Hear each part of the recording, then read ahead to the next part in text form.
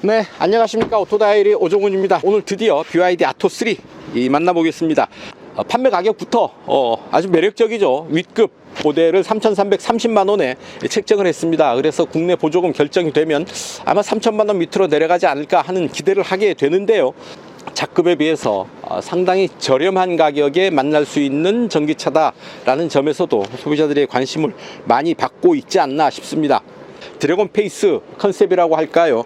용의 얼굴을 응용한 이런 디자인을 앞부분에 적용하고 있고, 측면에서도 보면 용의 다이나믹한 움직임, 그리고 디필러에는 용의 비늘까지 또 새겨 넣어서 전체적으로 용의 이미지를 응용한 디자인을 적용하고 있다. 왜 용일까요? 중국의 왕조에서 차의 이름을 차용하고 있습니다. 중국에서는 원으로 팔리고요, 해외 시장에서는 아토3로 판매가 된다라는 점 말씀을 드리죠. 워낙에 BYD는 배터리 메이커로 출발을 했죠. 1995년 선전에서 배터리 메이커로 출발을 해서 이후에 자동차로까지 사업 영역을 확장하고 있는데, 그만큼 배터리에 관한 한 자신이 있다는 메이커죠. 그런 BYD가 LFP 배터리를 검의 형태로 만듭니다. 얇은 칼, 검의 형태로 만들어서 블레이드 배터리라고도 부르는데요. 그 블레이드 배터리를 별도의 모듈로 패키징 하는 게 아니라 그 블레이드 배터리를 그냥 차체에 패키징을 해서 공간을 좀 더 절약하고 밀도를 높이는 셀투팩 기술을 적용을 하고 있죠. 그래서 일회 충전 주행 가는 거리 321km로 인증을 받았는데, 저온 주행 가는 거리는 308km입니다. 저온에서도 일회 충전으로 300km를 갈 수 있다고 한다면 한겨울에도 큰 불편 없이 사용할 수 있는 전기차겠다 싶고요. 최고 출력 150kW짜리 모터를 앞차 축에 배치를 했습니다. 그래서 전륜구동으로 움직이죠. 전륜구동이긴 하지만 전기차의 전륜구동은 우리가 아는 내연기관의 전륜구동과는 확연히 다릅니다. 안정감이 더 있고요, 조향 특성도 뉴트럴에 가까운 그런 특성을 보이게 되죠. 앞에 무게가 쏠리는 엔진의 전륜구동과는 다른 주행 반응을 보인다라는 점 미리 말씀을 드리고요. 출력만큼 중요한 게 무게일 텐데요. 1750kg의 정차 중량을 가지고 있어서 전기차 치고는 또 제법 그렇게 무겁지 않은 몸무게를 가지고 있습니다. 그래서 약 8kg대의 마력당 무게비, 그리고 7초대의 제로백 타임 갖추고 있어서 알찬 성능, 알찬 효율 갖춘 전기차가 되지 않을까 싶습니다. 자, 과연 어느 정도의 느낌을 받게 될지, 중국에서 만든 전기차는 또 어떤 특성을 갖고 있는지 직접 시승을 통해서 그 느낌 여러분들과 공유해 볼까 하는데요. 자, 충전 먼저 하면서 시승 시작하겠습니다. 좋아요, 구독하기 누르시고 함께 하시죠. 자, 충전을 해봅니다. 자, 충전 이렇게 진행이 되고 있고요. 지금 배터리 잔량 61%, 충전 완료 시간 43분으로 나오네요.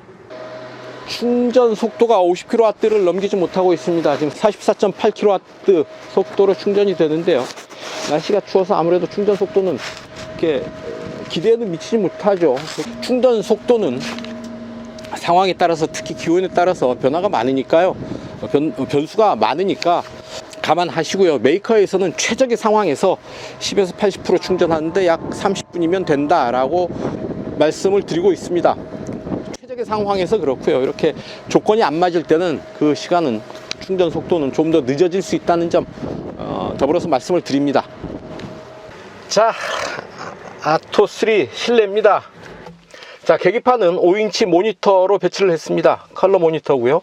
12.8인치 모니터로 센터페이샤 내비게이션 모니터를 사용을 하고 있는데, 이 부분은 이렇게 가로 세로로 전환이 됩니다. 재미있는 부분이죠. 자, 왼편에 주행 보조 시스템 버튼을 눌러서 인텔리전트 크루즈 컨트롤 작동을 하고 속도 설정을 하게 됩니다. 차간거리 또 조절을 할 수가 있고, 모니터 가로 세로 변동을 시켜주는 거고, 이 부분은 카메라 360도 서라운드 뷰 모니터 보게 됩니다. 오른쪽은 음성 명령 시스템, 전화, 볼륨 버튼, 계기판 메뉴 버튼, 오디오 모드 이렇게 설정을 하게 되고요. 자, 스티어링 휠은 D컷 스티어링 휠을 적용을 하고 있죠.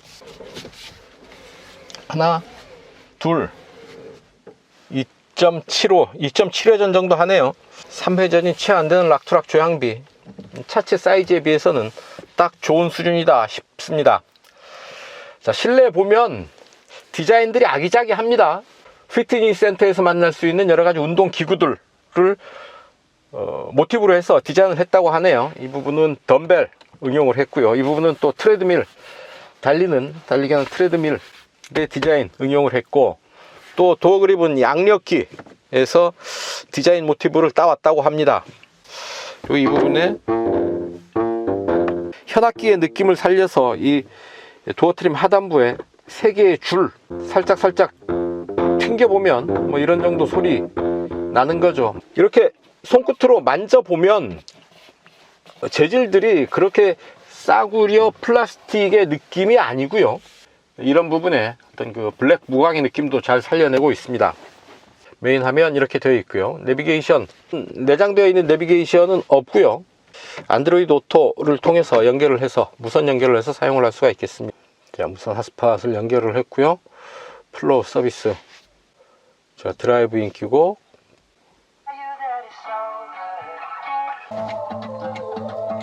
아유, 나름 음장감이 있습니다.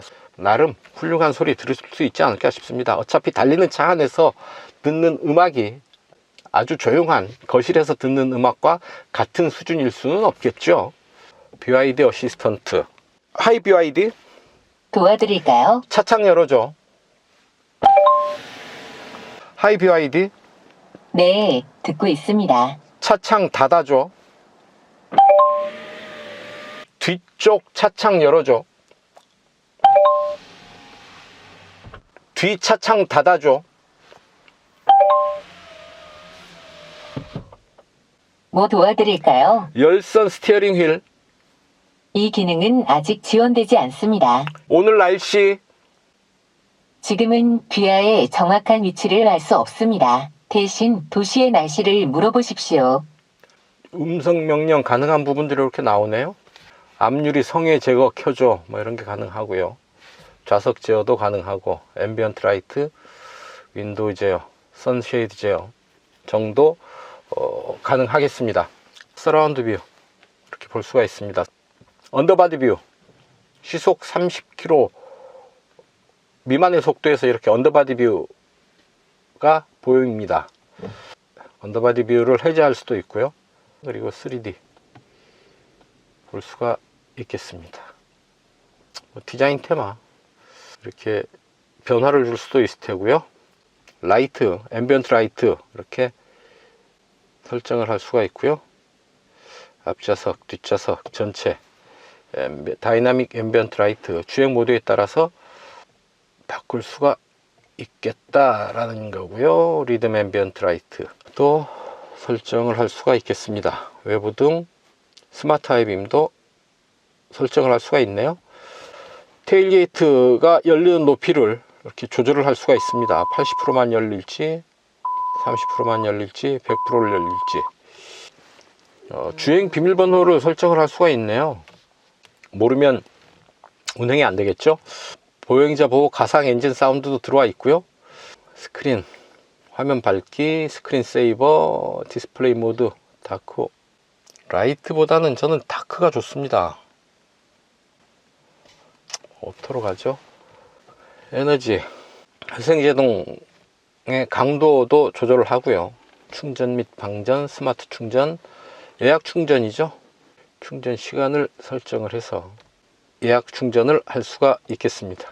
핸들 열선, 통풍 시트, 열선 시트, 운전석 조수석, 공조에서 이런 부분들 또 이용을 할 수가 있고, 공기정화, 차의 실내외 공기 질을 체크를 해서 실내로 유입되는 공기의 질을 관리할 수가 있습니다.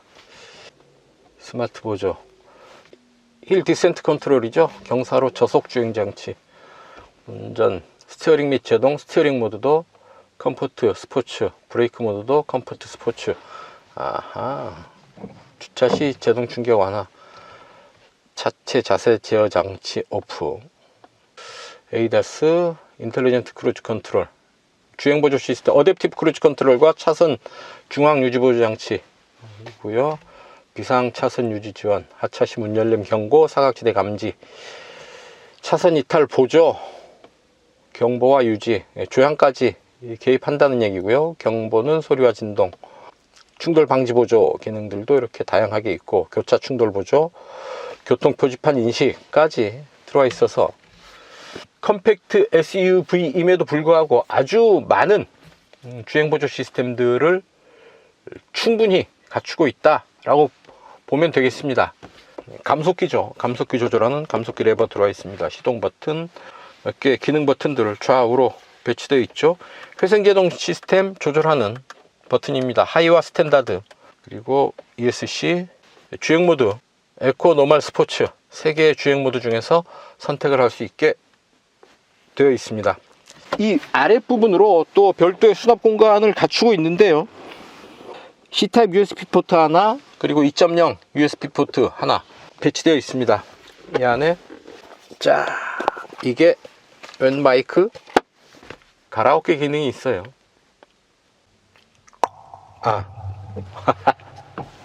이 비를 맞으며 흐르는, 자, 이렇게 노래방 놀이도 할 수가 있다는 겁니다.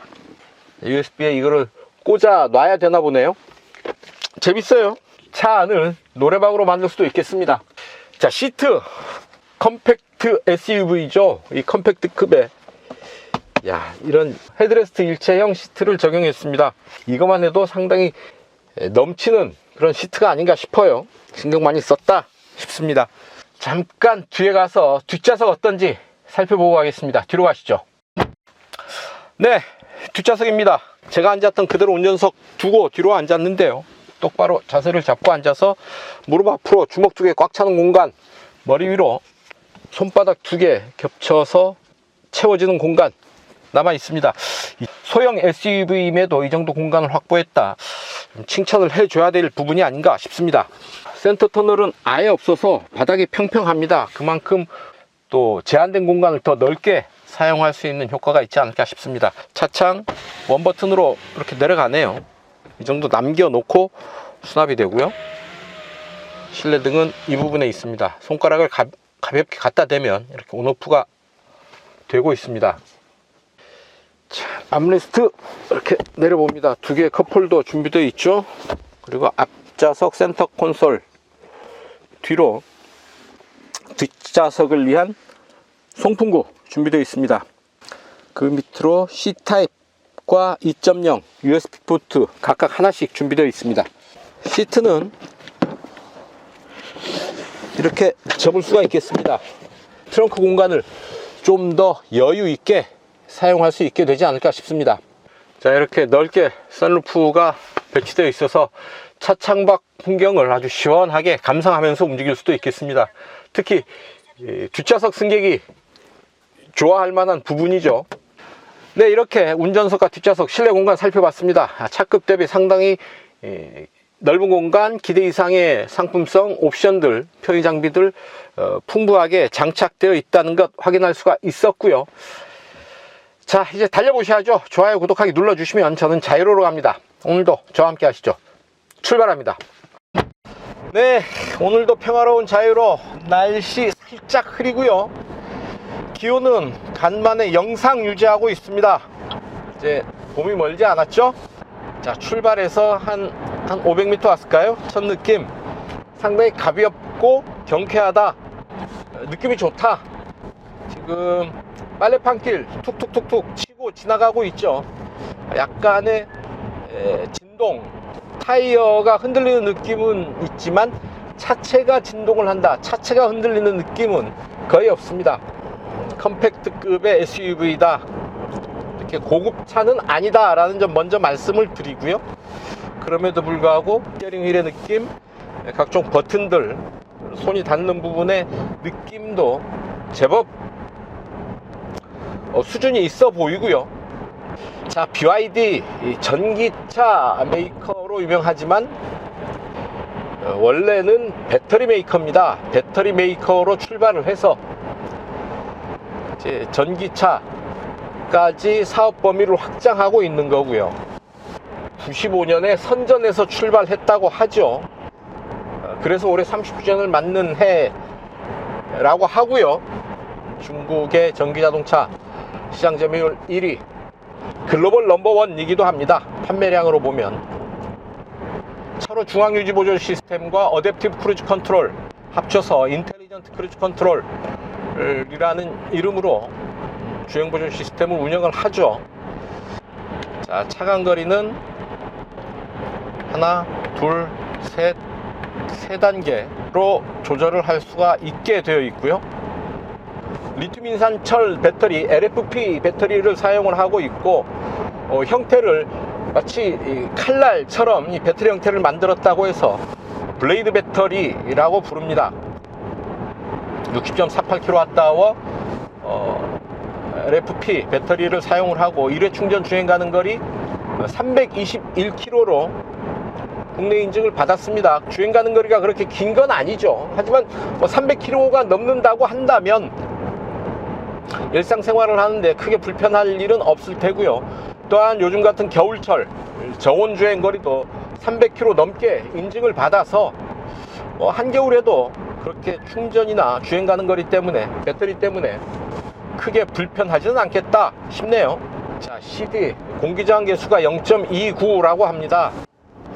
0.3 밑으로 공기저항 계수를 낮췄다는 것, 그만큼 공기의 저항을 피해서 에어로다이나믹 효과를 끌어올릴 수 있다는 얘기가 되겠죠. 바람의 저항을 줄이고, 그래서 바람 소리가 크지 않고요, 낮고, 그만큼 또 연비가 좋아지는 효과도 있겠죠. 주행 모드를 스포츠로 놓고요. 자, 달려봅니다. 스포츠에 놓으니까 텐션이 확 올라가는데요. 자, 탁 가속 페달을 툭 밟아보는데 그때마다 차체가 힘을 받으면서 앞으로 달려나가죠. 가속 페달에 대한 반응이 예민하게 바뀝니다. 바람 소리가 좀 들린다 해서 속도계 봤더니 그럴 만한 속도입니다. 상당히 빠른 속도까지 힘있게 치고 나가고요. 가속 페달에서 발을 떼서 글라이딩 모드로 움직일 때 회생제동 시스템을 조절할 수가 있는데, 스탠다드와 하이 두 개 모드가 준비되어 있습니다. 스탠다드에서는 느슨한, 좀 자연스러운 회생제동 시스템을 통해서 좀 더 탄력주행, 그러니까 글라이딩 모드로 좀 더 멀리 갈 수 있게 될 테고요. 회생제동 시스템을 좀 하이로 하게 되면 좀 더 회생제동 시스템의 강도를 높여서 회수되는 전력량은 많아지겠지만 또 글라이딩 모드로 갈 수 있는 거리는 짧아지는 그런 효과를 볼 수가 있겠습니다. 상황에 맞춰서 이용을 하면 되지 않을까 싶고요. 여러가지 아주 많은 주행보조 시스템들, 자율주행 시스템 레벨 2 수준에서는 거의 탑 레벨의 주행보조 시스템들을 기본으로 적용하고 있어서 컴팩트 SUV급에서 상당히 풍부한 주행보조 시스템 안전장치들 적용하고 있다고 보시면 되겠습니다. 내비게이션은 내장되어 있지 않아서 안드로이드 오토를 이용을 할 수가 있습니다.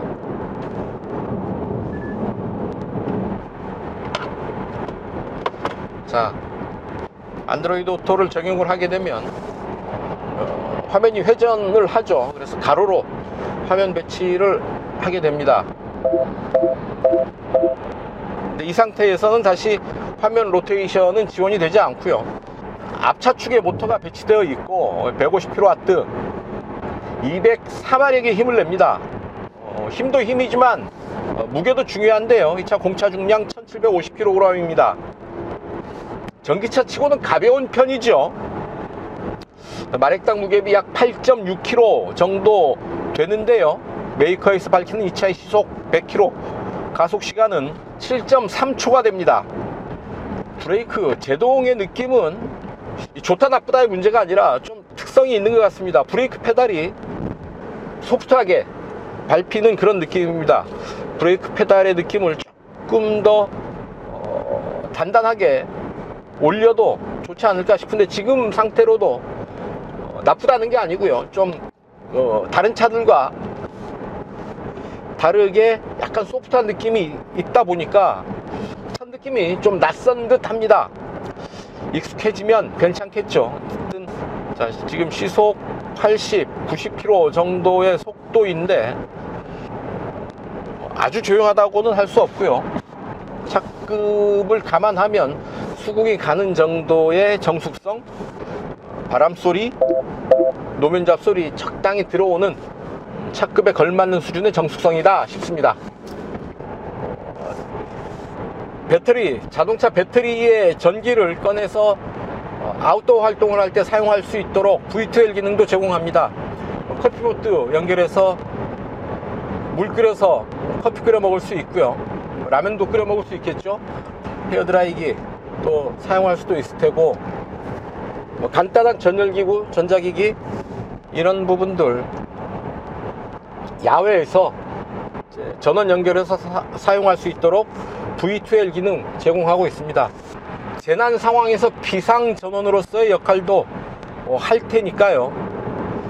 이런 기능 알아두셨다가 필요할 때 요긴하게 사용하셨으면 좋겠습니다. 2로 5R 18 사이즈 타이어 적용하고 있습니다. 한국 타이어네요.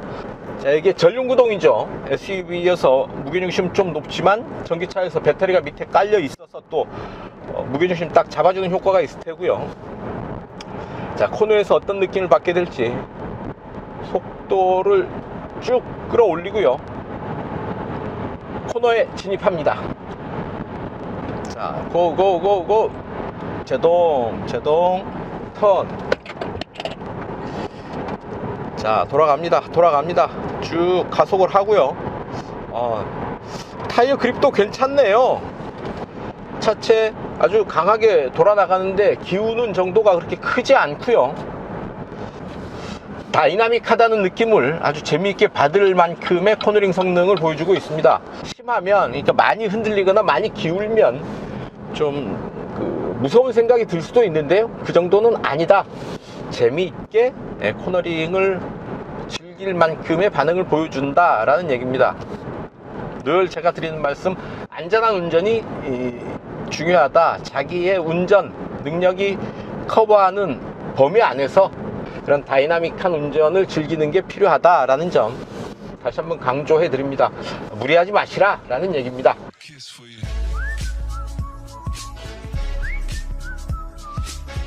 네, 연비 테스트 하겠습니다. 이 차 아토3 국내 연비 4.7km로 인증받았습니다. 직접 달려가면서 이 차의 실주행 연비 체크해 보도록 하죠. 네, 이곳은 파주 헤이리마을 7번 게이트 앞입니다. 여기서 출발해서 서울 지하철 2호선 교대역까지 약 55km 되는데, 직접 달려가면서 이 차의 실주행 연비 체크해 보도록 하겠습니다.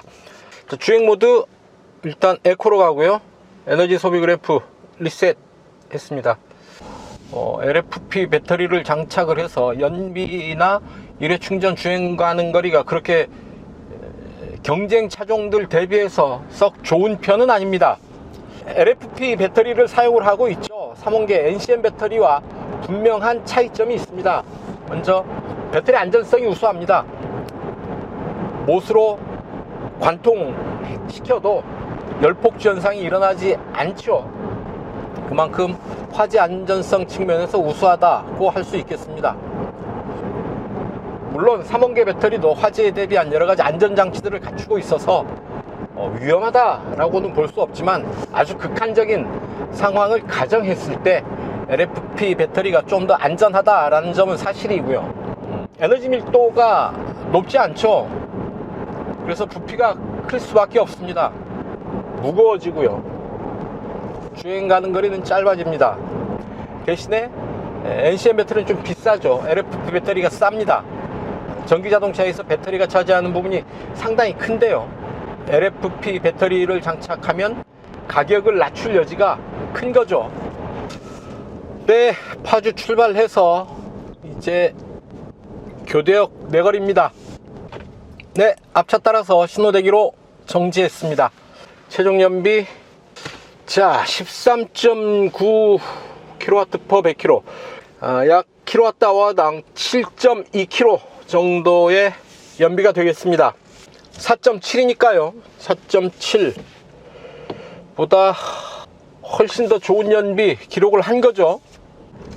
이게 꼭 정확한 연비는 아닐 테니까요, 뭐 적극적으로 연비 운전하면 이 정도 연비도 나오는구나, 참고적으로 받아들이셨으면 좋겠습니다. 네, 단도직입입니다. 이 차 타면서 느꼈던 사소한 불편함, 아쉬움 몇 가지 말씀을 드릴 텐데요. 계기판이 선명하게 보이지 않습니다. 일단 컬러, 특히 이 초록색으로 표시되는 부분이 좀 묻히는 거죠. 배경에 라이트 모드와 다크 모드, 좀 더 밝게 보던가 어둡게 보던가, 계기판 디스플레이 모드를 두 개 중에 하나를 선택을 할 수가 있는데, 라이트 모드에서 좀 더 많이 묻히고 그나마 다크 모드에서는 조금은 더 선명해지기는 합니다만 여전히 아주 선명하게 보이지는 않습니다. 계기판 구성은 좀 더 선명하게 컬러 선택을 할 필요가 있어 보이고요. 올라오는 정보도 좀 추려서 꼭 필요한 정보들로 단순화시키고 나머지는 이 센터페이션 모니터를 통해서 처리하는 게 어떤가 하는 생각해 봅니다. 그리고 이 컵홀더입니다. 사각으로 해놨는데요, 큰 컵을, 원형 컵을 넣을 때 꽉 끼는 경향이 있죠. 컵홀더는 그냥 원형으로 만들어 놓는 게 낫지 않나 싶습니다. 차는 작지만 고급차, 중대형차 못지않은 그런 안전 및 편의 장비들을 통해서 안전하게 편하게 이 차를 즐길 수 있지 않을까 싶습니다. 전기차 보조금이 얼마나 나올지 모르겠어요. 300만원 이상 나온다고 한다면 3천만원 미만의 이 차를 살 수도 있지 않을까 싶은데, 한국 전기차 보조금 정책이 LFP 배터리에는 좀 불리하게 작용합니다. 전기차 보조금에서는 기대에는 못 미칠 수 있겠다라는 점 생각을 해야 될 테고요. 하지만 워낙에 가격이 경쟁력 있게 나왔으니까 전기차 구매 보조금이 기대에 못 미친다는 점은 가격이 싸니까 충분히 상쇄되지 않을까 하는 생각해 봅니다. 메이드 인 차이나, 이 부분을 좀 꺼림칙하게 생각하시는 분들이 많으세요. 워낙에 중국에 대한 이미지가 안 좋다 보니까 그렇기도 한데요. 제가 경험해 본 바로는 메이드 인 차이나라고 문제될 건 없겠다. 적어도 BYD에 한정해서 본다고 한다면 BYD는 이미 중국 레벨이 아니라 글로벌한 수준의 글로벌 스탠다드에 맞추고 있지 않나 싶은 생각이 듭니다. 유럽에서 큰 인기를 끌고 있는 부분이 이를 반증하겠죠. 그래봐야 중국 차지 않냐? 아닙니다. 중국 차에 대한 안 좋은 선입견은 이제 내려놓을 때가 되지 않았나 싶고요. BYD 아토3가 그 부분을 잘 말해주고 있지 않나 싶습니다. BYD는 아토3 이후에 Sea-Lion과 Seal이라는 중형급 전기자동차도 국내 출시를 준비하고 있습니다. 차근차근 국내 수입차 시장에 이제 적극적으로 참여할 그런 기세인데요. 자, 기대를 갖고 지켜봅니다. 빌드 유어 드림, BYD의 꿈은 한국에서 과연 이루어질지 궁금합니다. 네, 오늘 시청 여기까지입니다. 지금까지 저는 오토다이어리 오종훈이었고요. 여러분들 좋아요, 구독하기 눌러주시면 저는 이만 물러가겠습니다. 시청해주셔서 감사합니다.